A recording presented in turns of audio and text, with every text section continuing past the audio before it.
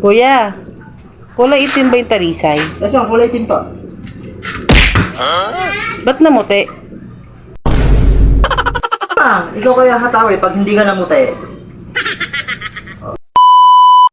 Ngayong linggo nga pala ay abala tayo sa pag-o-open ng ating maliit na talipapa dito sa aming barangay. At dahil marami nga manginginom dito at mga lasenggo, sabi ng asawa ko ay unahin na rin namin bilhin ang alak. At dati isa nga po ako sa kanila pero ngayon ako ay nagbago na. At naalala ko pa nung nagtayo kami ng tindahan, ako lang naman ang umubos ng aming mga panindang alak. Kaya nga ako sumumpa sa harap ng aking asawa na ako ay magbabago na ng pwesto. At kapag hindi naman talaga nagbago ay talagang malulugi na naman.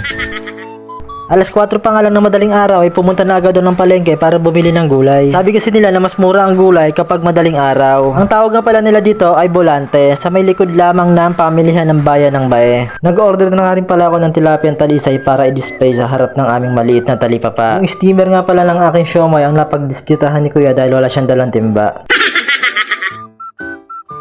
At buti na lang talaga nandiyan ang aking supportive na asawa para tulungan ako na mag-ayos ng aming mga paninda. At dahil malaki naman yung area, yung kalahati nga pala ay ginawa namin sari-sari store at yung harap naman ang gagawin namin. At buti na nga lang ay meron na rin kami nakukuha ng murang supplier ng baboy at ng manok. At sana nga ay magtuloy-tuloy na itong aming maliit na tindahan for the second time. Kaya nga pala ako nag-video at nag-upload kay Facebook dahil meron nga pala tayo ditong ads. At kahit nga maliit pala yung earnings na pumapasok sa akin dito, ay sayang din naman kasi ito pag naipon ko. At sabi nga ng ibang followers ko, namimiss na raw nila yung mga good vibes content ko. Kaya lang kahit gustuin ko nga mag-upload ay hindi ko magawa dahil nga kailangan ko munang unahin itong maliit na aming pinagkakakitaan. At sana nga ito'y aming mapalago at mapalaki. Akin na nga palang puputulin ng video ito at sana patuloy nyo pa rin kaming suportahan.